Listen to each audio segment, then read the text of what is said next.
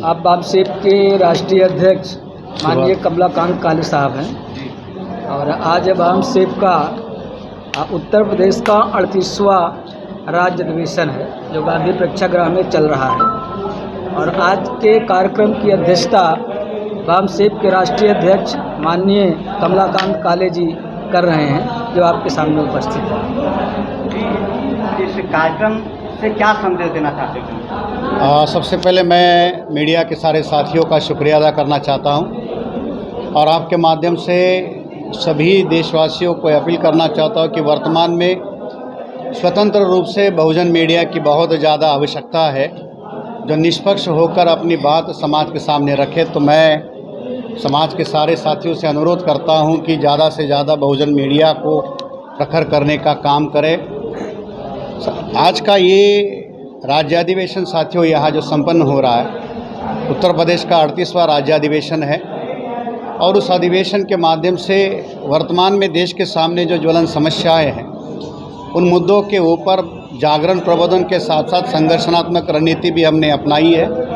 उसी के बारे में तो हम लोग पूरे देश भर में इसको लेकर चर्चाएं कर रहे हैं और अभी सदन में भी इसको लेकर बहुत बड़े पैमाने पर विपक्षी जो लोग हैं खासतौर पर जिन्होंने जब ये बिल रखा गया था उस समय जो प्रखर विरोध किया था, आज हमें ये बड़ा आश्चर्य लगता है कि वही पिछड़े दल जो उस समय जो उन्होंने राजनीतिक आरक्षण के लिए हंगामा किया था, आज वो उन चीज़ों पर उस भूमिका को लेकर प्रखर होकर बात नहीं कर। जैसे शरद यादव जी के द्वारा हुआ था, लालू प्रसाद जी के द्वारा हुआ था और समाजवादी के नेता मुलायम सिंह जी के द्वारा बहुत उग्र विरोध उस समय किया गया था।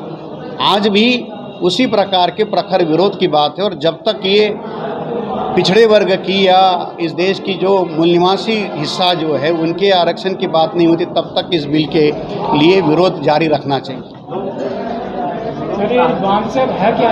राजनीतिक संगठन है, सामाजिक संगठन है या कर्मचारी का संगठन? बामसेप एक कर्मचारियों का गैर राजनीतिक संगठन है जो इस देश के ओबीसी, एससी, एसटी और जो रिलीजियस माइनॉरिटीज़ है इनका कर्मचारी, अधिकारी और पढ़े लिखे वर्गों का ये संगठन है। लेकिन आप तो सर अभी बातें जो कर रहे हो तो राजनीतिक कर रहे हैं। ये राजनीतिक बातें किसी राजनीतिक दल की बात करते हैं कि वो केवल अपने हितों के लिए ही बात कर रहे हैं। जनता ने या जिन लोगों ने उनको अपना प्रतिनिधि के रूप में चुना है तो उनके विरोध में ही खड़े हैं। इसलिए ऐसी व्यवस्था को बदलने के लिए तो बहुत बड़े पैमाने पर जागरण की जरूरत है। बामसेप एक सरकारी कर्मचारियों का संगठन है लेकिन सरकारी विभाग ही चल नहीं रहेगा तो रिजर्वेशन के बाद रिजर्वेशन और वर्तमान में जो मुद्दे हैं जो प्राइवेटाइजेशन से ख़त्म किए जा रहे हैं तो इसके विरोध में ही तो हम लोगों के अंदर ये जागरण का मुद्दा बना रहे हैं। नई शिक्षा नीति हो या प्राइवेटाइजेशन की पॉलिसी हो, ये केवल रिजर्वेशन ख़त्म करने की बात नहीं है। ये सरकार अपना जो खुद से बनाई हुई जो संवैधानिक व्यवस्था है उसको ख़त्म करने के काम में लगी है। ये मामला केवल आरक्षण तक सीमित नहीं है, ये मामला राष्ट्र के साथ जुड़ा हुआ मामला है। राष्ट्र की संपत्ति को संगठन तो हर आवाज़ उठाती है। उनको झुग्गी झोपड़ी तोड़ दी जाती है, उनको भगाया जाता है और वो गरीबी ना दिखे इसलिए बड़े बड़े जो है होल्डिंग लगाए जाते हैं। तो इस परिस्थिति से हमारा राष्ट्र कभी नहीं आगे बढ़ा था।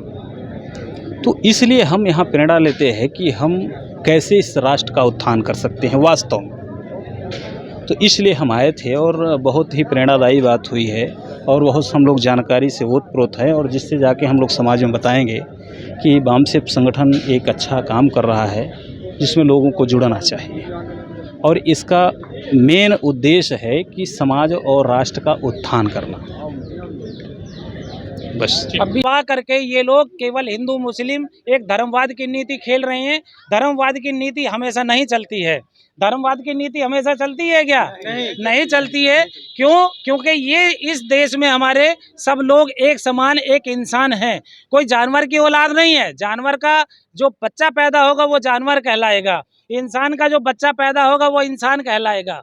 और बच्चे को जब इंसान को खर्च के लिए, भूख के लिए, पेट के लिए खाना चाहिए, लेकिन आज इतनी महंगाई है कि वो अपने बच्चों का पेट कैसे पाले? गरीब आदमी, आप बताइए, आप गरीब हो, अभी आपने जो है यहाँ पे सारी चीजें बतलाई, क्या आप लोग उसको वहन कर रहे हैं? कोई वहन नहीं कर पा रहा है। महंगाई से त्रस्त हैं और बेरोजगारी बहुत चरम सीमा पर पहुंच चुकी है। इसलिए हमारे देश को जो चीज की जरूरत है, शिक्षा की जरूरत है, एक समान शिक्षा होनी चाहिए। लेकिन आज शिक्षा को इतनी महंगाई स्तर पे कर दिया जा रहा है कि आम जनता उसको शिक्षित होने के लिए तरस रहे हैं और पैसा कहाँ तक भरेगी। यानी शिक्षा को आज पैसों में डिग्रियां खरीदने वाला युग बना दिया। आज बेटियों के साथ में कहते हैं बेटी बचाओ बेटी पढ़ाओ। अरे बेटियों की इज्जत तुम लूट रहे हो, उन्हें जाने लायक कहीं ना छोड़ रहे हो, नंगा करके घुमाया जा रहा है और बलात्कार ने सामूहिक बलात्कार किया जा रहा है। तो आप लोग सोचें और समझें कि हमारा देश कौन सी स्थिति में कहाँ जा रहा है, कहाँ हम लोग जा रहे हैं। इसको आप लोग हमारा साथ सहयोग दें और इसके लिए बहुजनों निकलो मकानों से और जंग लड़ो बेईमानों से। Thank you. रोजी रोटी दे ना सके जो सरकार निकम्मी है, जो सरकार निकम्मी है, वो सरकार बदलनी है। जय मूल निवासी, जय भारत, बोल 85।